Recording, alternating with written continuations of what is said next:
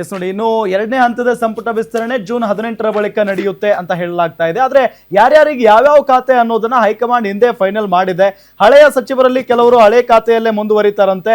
DK. Shivakumar cabinet ನಲ್ಲಿ ಪುತ್ರ Priyank ಖರ್ಗೆಗೆ number 2 ಅಂದ್ರೆ ನಂಬರ್ 2ನೇ ಪೋಸ್ಟ್ ಕೊಡಿಸುವಲ್ಲಿ ಮಲ್ಲಿಕಾರ್ಜುನ್ ಖರ್ಗೆ ಯಶಸ್ವಿಯಾಗಿದ್ದಾರೆ ಅಂತ ಹೇಳಲಾಗ್ತಾ ಇದೆ. ಹಾಗಾದ್ರೆ ಯಾರ್ಯಾರಿಗೆ ಯಾವ ಖಾತೆ ಅನ್ನೋದನ್ನ ನೋಡ್ತಾ ಹೋಗೋದಾದ್ರೆ, ಪ್ರಿಯಾಂಕ್ ಖರ್ಗೆ ಅವರಿಗೆ ಗೃಹ ಇಲಾಖೆಯನ್ನ ಕೊಡ್ತಾರೆ. ಇನ್ನು ಯತೀಂದ್ರ ಸಿದ್ದರಾಮಯ್ಯನವರಿಗೆ ನಗರಾಭಿವೃದ್ಧಿ ಇಲಾಖೆ, ಜೊತೆಗೆ ಯುಟಿ ಖಾದರ್ ಅವರಿಗೆ ಆರೋಗ್ಯ ಇಲಾಖೆ, ಇನ್ನು ಕೃಷ್ಣ ಬೈರೇಗೌಡರಿಗೆ ಕಂದಾಯ ಇಲಾಖೆ, ಸತೀಶ್ ಜಾರಕಿಹೊಳಿ ಅವರಿಗೆ PWD ಮತ್ತು ಸಮಾಜ ಕಲ್ಯಾಣ ಇಲಾಖೆ, ಎಂಬಿ ಪಾಟೀಲ್ ಅವರಿಗೆ ಬೃಹತ್ ಕೈಗಾರಿಕೆ ಬೃಹತ್ ನೀರಾವರಿ ಇಲಾಖೆ, ಇನ್ನು ರಾಮಲಿಂಗಾರೆಡ್ಡಿ ಅವರಿಗೆ ಬೆಂಗಳೂರು ಅಭಿವೃದ್ಧಿ, ಜೊತೆಗೆ KJ ಜಾರ್ಜ್ ಅವರಿಗೆ ಇಂಧನ ಇಲಾಖೆ, ಜೊತೆಗೆ ಪರಮೇಶ್ವರ್ ಅವರಿಗೆ DCM ಜೊತೆಗೆ ಒಂದು ಪ್ರಬಲ ಖಾತೆಯನ್ನು ಕೂಡ ನೀಡಲಾಗುತ್ತೆ. ಇನ್ನು KH ಮುನಿಯಪ್ಪ ಅವರಿಗೆ ಆಹಾರ ಖಾತೆ ಅಂತ ಹೇಳಲಾಗ್ತಾ ಇದೆ. ಇದರಲ್ಲಿ ತುಂಬಾ ಆಶ್ಚರ್ಯ, ನಂಬರ್ 2 ಪೊಸಿಷನ್ ಪ್ರಿಯಾಂಕ್ ಖರ್ಗೆ ಅವರಿಗೆ, ದಟ್ ಇಸ್ ಹೋಮ್. ಸೊ ಅದು ಕೊಡ್ತಾರ ಅಂತ. ಇತ್ತೀಚೆಗೆ ಅವರು ಮಂತ್ರಿ ಆದಾಗ ಈ RSS ವಿಚಾರದಲ್ಲಿ ಅವರು ಹೇಳ್ತಾ ಇದ್ದಂತ ಹೇಳಿಕೆಗಳು ಮತ್ತು ಅವರ ನಿಲುವು, ಆ ದೃಢತೆ, ತಾನ್ ನಂಬಿರುವಂತಹ ತತ್ವ ಸಿದ್ಧಾಂತಗಳಿಗೆ, ಅದು ಗುಡ್ ಆರ್ ಬ್ಯಾಡ್, ಅವ್ರು ನಂಬಿರುವಂತಹ ತತ್ವ ಸಿದ್ಧಾಂತಗಳು ಸಾರ್ವತ್ರಿಕವಾಗಿ ಎಲ್ಲರೂ ಒಪ್ಪಬಹುದಾದಂತಹ ತತ್ವ ಸಿದ್ಧಾಂತಗಳ, ಅವರು ಕೊಡುವಂತಹ ಹೇಳಿಕೆಗಳು ಎಲ್ಲರಿಗೂ ಸಹ್ಯವಾದಂತಹ ಹೇಳಿಕೆಗಳ, ಅವರ ನಿಲುವು ನಿಜಕ್ಕೂ ಕೂಡ ಸರಿಯಾದ ನಿಲುವ, ಅದು ಡಿಬೇಟ್ ಮಾಡುವಂತ ವಿಚಾರ. ಬಟ್ ತಾನು ಹೇಳಿದ್ದನ್ನ ಅರಗಿಸಿಕೊಳ್ಳುವಂತಹ ಕ್ಷಮತೆ ಇಟ್ಕೊಳ್ಳೋದು ಕೂಡ ಒಂದು ಪವರೇ ಅಲ್ವಾ. RSS ಅಂತಹ ಅತಿ ದೊಡ್ಡ ಸಂಘಟನೆಯನ್ನ ಎದುರಾಕೊಳ್ಳೋದು, ಅವರೇ ಲೈವ್ಗೆ ಬಂದು ಹೇಳಿದ್ದು, ಇಲ್ಲ ನನ್ಗೆ ಸಿಕ್ಕಾಪಟ್ಟೆ ಥ್ರೆಟ್ಸ್ ಬರ್ತಾ ಇದೆ ಅಂತ. ಅಷ್ಟಿದ್ರೂ ಕೂಡ ತಾನು ತೆಗೆದುಕೊಂಡಿರುವಂತ ನಿರ್ಧಾರಕ್ಕೆ ಕಟಿಬದ್ಧರಾಗಿರೋದು. ಬಟ್ ಈ ರೀತಿ ಈ ಹಿಂದೆ ಹೋಮ್ ಮಿನಿಸ್ಟ್ರಿ ಇಲ್ಲದೆ ಇದ್ರೂ ಕೂಡ ಅಷ್ಟು ದೊಡ್ಡ ಮಟ್ಟಕ್ಕೆ ಎದುರಾಕೊಂಡು ಮಾತಾಡ್ತಾ ಹೋಮೇ ಸಿಕ್ಬಿಟ್ರೆ ಇನ್ಹೆಂಗ ಆಡ್ಬಹುದು ಅನ್ನೋದು ಕೂಡ ಟಾಕ್ಸ್ ಇದೆ. ಈಗ ದ್ವೇಷ ಭಾಷಣ ಮತ್ತೆ ಮೂಢನಂಬಿಕೆ ಪ್ರತಿಬಂಧಕ, ಈ ತರದ ಹಲವಾರು ವಿಚಾರಗಳು. ಆಮೇಲೆ ಸಾರ್ವಜನಿಕ ಸ್ಥಳಗಳಲ್ಲಿ ಶಾಲಾ ಕಾಲೇಜುಗಳನ್ನ ನೀವು ಯಾವುದೇ ಸಂಘಟನೆಗಳು ಬಳಸ್ಕೊಳ್ಬಾರ್ದು, ಈ ತರದ ಕೆಲವೊಂದು rules, I mean especially based on ಇದು ಐಡಿಯಾಲಜಿ, ಕೆಲವೊಂದು ಡಿಸಿಷನ್ಸ್. ನಾಳೆ ಇವ್ರಿಗೆ ಹೋಮ್ ಮಿನಿಸ್ಟ್ರಿ ಕೊಟ್ಟು ಬಿಟ್ಟಾರೆ, ಎಲ್ಲಾರು ಸದೆ ಬಡ್ದು ಬಿಡ್ತಾರಾ, ಆ ತರದ ಒಂದು ಪ್ರಶ್ನೆ ಕೂಡ ಉದ್ಭವ ಆಗುತ್ತೆ. ಹಂಗಂತ ಅವ್ರಿಗೆ ಕೆಪಾಸಿಟಿ ಇಲ್ವಾ? ಹಿ ಈಸ್ ಕೆಪಬಲ್, ಅದ್ರಲ್ಲಿ ಎರಡು ಮಾತಿಲ್ಲ. ಒಂದು ಅವ್ರ ಮಲ್ಲಿಕಾರ್ಜುನ್ ಖರ್ಗೆ ಅವರ ಮಗ ಆದ್ದರಿಂದ ಅಂತ ಅಲ್ಲ, ಅದರ್ವೈಸ್ ಆಲ್ಸೋ ಈ 3 ವರ್ಷದಲ್ಲಿ ಅವ್ರು ತೋರಿಸಿರುವಂತಹ ಒಂದು ರೆಸಿಸ್ಟೆನ್ಸ್, ಆ ಪ್ರತಿರೋಧ, ಇದೆಲ್ಲ ನೋಡಿದ್ರೆ ಹಿ ಈಸ್ ಕೆಪಬಲ್ ಅಂತ ಅನ್ನಿಸುತ್ತೆ. ಬಟ್ ಬೇರೆಯವರು ಅದನ್ನ ಹೆಂಗೆ ಅಕ್ಸೆಪ್ಟ್ ಮಾಡ್ತಾರೆ, ಎಸ್ಪೆಷಲಿ ಬಿಜೆಪಿ ಮತ್ತು ಸಂಘ ಪರಿವಾರ ಇದನ್ನ ಹೇಗೆ ಜೀರ್ಣಿಸ್ಕೊಳ್ಳುತ್ತೆ, ಇದೊಂದು ದೊಡ್ಡ ಡಿಬೇಟ್ ಆಗುತ್ತೆ ಡೆಫಿನೆಟ್ಲಿ. ಇವ್ರದ್ದು ಯಾರ್ದು, ಪ್ರಿಯಾಂಕ್ ಖರ್ಗೆದು. ಇನ್ನು ಯತೀಂದ್ರ ಸಿದ್ದರಾಮಯ್ಯ ಅವರಿಗೆ ನಗರಾಭಿವೃದ್ಧಿ ತುಂಬಾ ದೊಡ್ಡ ಇಲಾಖೆ, ಅದು ತುಂಬಾ ಪವರ್ಫುಲ್ ಇಲಾಖೆ. ಅದು ಅಷ್ಟೇ, I don't no, is not tested actually. At least Priyank Kharge ಅವರು ಅವ್ರು ಟೆಸ್ಟೆಡ್ ಅಂಡ್ ಅಂದ್ರೆ ಅವ್ರಿಗೆ ಆ ದೃಢತೆ ಅನ್ನೋದು ಇದೆ ಅಂತ ಪ್ರೂವ್ ಮಾಡಿದ್ದಾರೆ. ಯತೀಂದ್ರ ಸಿದ್ದರಾಮಯ್ಯನವರು ಅವರ ತಂದೆಯ ಶಾಡೋ ಆಗಿ ಇದ್ದಾರೆ ಇಷ್ಟು ದಿನ. ಮತ್ತು ಚುನಾವಣಾ ರಾಜಕೀಯದಲ್ಲೂ ತುಂಬಾ ವಾವ್ ಅನ್ನೋ ತರದಲ್ಲಿ ಏನು ಪರ್ಫಾರ್ಮೆನ್ಸ್ ಇಲ್ಲ, ಇಸ್ ನಾಟ್ ಟೆಸ್ಟೆಡ್.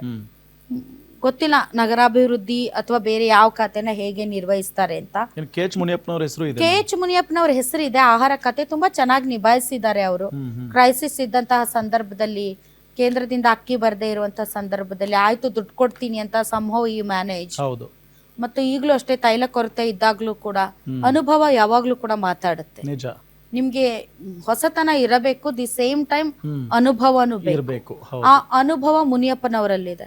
ಅವ್ರು ತುಂಬಾ ಕಡಿಮೆ ಮಾತಾಡ್ತಾರೆ, ಬಟ್ ಅವರಿಗೆ ಒಳ್ಳೆಯ ತೀರ್ಮಾನಗಳನ್ನ ತೆಗೆದುಕೊಳ್ಳುವಂತ ಶಕ್ತಿ ಸಾಮರ್ಥ್ಯ ಇದೆ. ಅವರ ಅನುಭವ ದೊಡ್ಡದು. ಸುಮ್ನೆ ಏನೇನೋ ಮಾತಾಡಲ್ಲ ಅವರು. ಮಾತಾಡಿದ್ರೆ ತುಂಬಾ ತೂಕವಾಗಿ ಮಾತಾಡ್ತಾರೆ. But his age factor and ಅವರೇ ಒಂದ್ ಸ್ವಲ್ಪ ನನ್ನ ಮಗಳಿಗೆ ಇರ್ಲಿ ಅನ್ನೋ ತರದ ಒಂದು ಮೋಡಿಗೆ ಬಂದ್ಬಿಟ್ಟಿದ್ದಾರೆ. I don't know otherwise also. Okay. But cost equations ನೋಡಿದಾಗ SC ಲೆಫ್ಟ್ ಬರೋದ್ರಿಂದ ಮುನಿಯಪ್ಪನವರು ಅವರಿಗೆ ಅವರ ಹಿರಿತನ ಮತ್ತು ಅನುಭವ ಎಸ್ಪೆಷಲಿ ಆಹಾರ ಖಾತೆ ತುಂಬಾ ಚೆನ್ನಾಗಿ ನಿಭಾಯಿಸಿದ್ದಾರೆ. ನೋಡೋಣ. ಇನ್ನು UT ಖಾದರ್ ಈ ಹಿಂದೆನೂ ಕೂಡ ಅವರ ಆರೋಗ್ಯ ಸಚಿವರಾಗೇ ಇದ್ರು, ಮತ್ತೆ ಅವರಿಗೆ ಆರೋಗ್ಯ ಸಚಿವರನ್ನಾಗಿ ಮಾಡಲಾಗ್ತಾ ಇದೆ. ರಾಮಲಿಂಗಾರೆಡ್ಡಿ ಬೆಂಗಳೂರು ಅಭಿವೃದ್ಧಿ ವೆರಿ ಗುಡ್ ಡಿಸಿಷನ್ ಅಂತ ಅನ್ಸುತ್ತೆ. ಯಾಕಂದ್ರೆ ರಾಮಲಿಂಗಾರೆಡ್ಡಿ ಅವ್ರಿಗೆ ಬೆಂಗಳೂರಿನ ಪಲ್ಸ್ ಗೊತ್ತಿದೆ. ಅವ್ರಿಗೆ ಯಾವುದೇ ಖಾತೆ ಕೊಟ್ಟರು ಕೂಡ ಅವರು ತುಂಬಾ ಚೆನ್ನಾಗಿ ನಿಭಾಯಿಸ್ತಾರೆ. ಹಾಗಾಗಿ ಅವ್ರಿಗೆ ಬೆಂಗಳೂರು ಅಭಿವೃದ್ಧಿ, ಬಿಕಾಸ್ DK ಶಿವಕುಮಾರ್ ಅವ್ರ ಕನಸು ಅದು, ಬೆಂಗಳೂರು ಅಭಿವೃದ್ಧಿ ಅನ್ನೋದು ಅವರ ಕನಸು. GB ಆಗ್ತಾ ಇದೆ ಮುಂದಿನ ದಿನಗಳಲ್ಲಿ, GB ಎಲೆಕ್ಷನ್ಸ್, ಬಹಳ ಕಡೆ ದೋಸ್ತಿ ಮಾಡ್ಕೊಳ್ಬೇಕಾಗುತ್ತೆ, ಬಹಳಷ್ಟು ಕಡೆ ಮ್ಯಾಚ್ ಫಿಕ್ಸಿಂಗ್ ಮಾಡ್ಕೊಳ್ಬೇಕಾಗುತ್ತೆ. ಇದ್ರಲ್ಲೆಲ್ಲ ರಾಮಲಿಂಗಾರೆಡ್ಡಿ ಅವರು ಎತ್ತಿದ ಕೈ. ಹೀಗಾಗಿ Ramalinga Reddy very good choice for Bengaluru ಅಭಿವೃದ್ಧಿ.